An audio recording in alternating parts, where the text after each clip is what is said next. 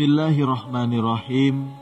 Assalamualaikum warahmatullahi wabarakatuh.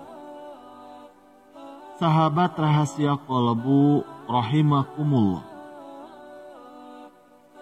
Rasulullah Muhammad SAW adalah teladan terbaik bagi umat Islam dalam berbagai aspek kehidupan,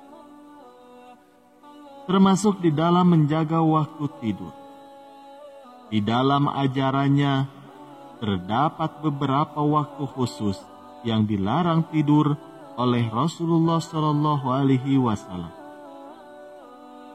Di dalam video ini, kita akan menjelajahi waktu-waktu tersebut dan pentingnya memanfaatkan dengan baik untuk meningkatkan kehidupan spiritual dan produktivitas kita. Yang pertama, malam pertama. Rasulullah sangat menjaga waktu tidur pada malam pertama. Beliau akan tidur selepas Isya dan bangun sebelum tengah malam untuk melaksanakan sholat tahajud. Hal ini menunjukkan pentingnya memanfaatkan waktu malam pertama untuk beribadah kepada Allah Subhanahu wa Ta'ala dan memohon ampunannya. Lalu yang kedua, setelah sholat Isya hingga sholat subuh. Rasulullah beliau menganjurkan umat Islam untuk tidak tidur setelah sholat Isya hingga sholat subuh, kecuali di dalam keadaan darurat. Beliau menyadari nilai waktu yang berharga ini dan menganjurkan umatnya untuk memanfaatkannya untuk ibadah, membaca Al-Quran atau merenungkan kebesaran Allah Subhanahu wa Ta'ala. Lalu yang ketiga, setelah sholat subuh.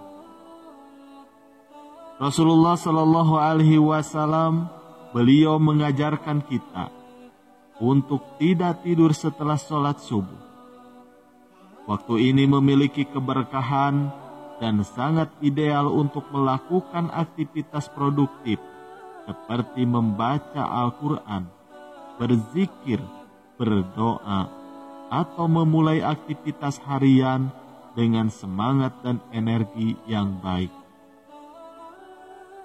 Lalu yang keempat, saat matahari berada di puncaknya.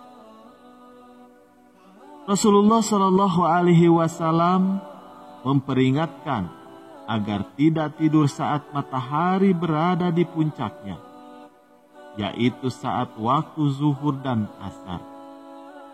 Waktu ini adalah saat yang ideal untuk beraktivitas dan beribadah dengan penuh semangat. Lalu yang kelima, sebelum sholat maghrib. Rasulullah SAW menganjurkan untuk tidak tidur sebelum salat maghrib. Beliau menekankan pentingnya mempersiapkan diri secara spiritual sebelum melaksanakan sholat ini, sehingga disarankan untuk tidak tidur sebelum waktu sholat tiba. Sedangkan yang keenam, setelah sholat maghrib hingga Isya. Rasulullah juga melarang tidur setelah sholat maghrib hingga waktu sholat Isya, kecuali di dalam keadaan yang sangat darurat. Waktu ini dapat dimanfaatkan untuk berinteraksi sosial, memperkuat hubungan keluarga, dan juga beribadah. Lalu yang ketujuh, pukul 12 tengah malam. Menurut ajaran Rasulullah SAW, 12 tengah malam adalah waktu yang sangat berharga. Beliau menyebutkan sebagai waktu yang paling afdol untuk berdoa, merenung, dan mendekatkan diri kepada Allah Subhanahu wa Ta'ala. Oleh karena itu, tidur pada waktu ini dihindari untuk memanfaatkannya di dalam beribadah. Lalu yang ke-8, setelah bangun tidur di tengah malam. Rasulullah Shallallahu Alaihi Wasallam juga mengajarkan umat Islam untuk tidak tidur setelah bangun tidur di tengah malam. Beliau menekankan tentang pentingnya melanjutkan ibadah dan berdoa setelah terbangun di tengah malam. Mengingat waktu ini adalah waktu yang sangat istimewa untuk berkomunikasi dengan Allah Subhanahu wa Ta'ala. Lalu yang ke-9, malam nisfu Saban. Malam nisfu Saban atau malam pertengahan bulan Sa'ban memiliki keistimewaan dan nilai ibadah yang sangat besar. Rasulullah menganjurkan umat Islam untuk tidak tidur pada malam ini, melainkan menghabiskannya dengan berdoa, beribadah, dan merenungkan kebaikan yang telah dilakukan, serta memohon ampunan kepada Allah Subhanahu wa Ta'ala.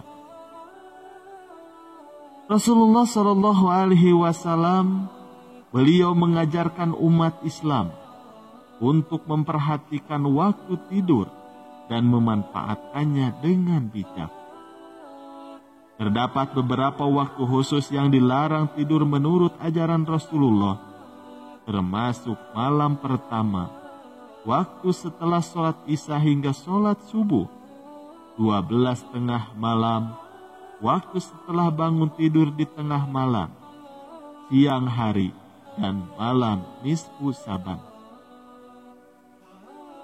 Dengan menghormati waktu-waktu ini dan memanfaatkannya di dalam beribadah, kita dapat meningkatkan kehidupan spiritual dan juga produktivitas kita. Semoga kita semua dapat meneladani ajaran Rasulullah Shallallahu Alaihi Wasallam dalam menjaga waktu tidur dan memanfaatkannya dengan baik. Sekian yang bisa kami sampaikan, semoga bermanfaat. Wassalamualaikum warahmatullahi wabarakatuh.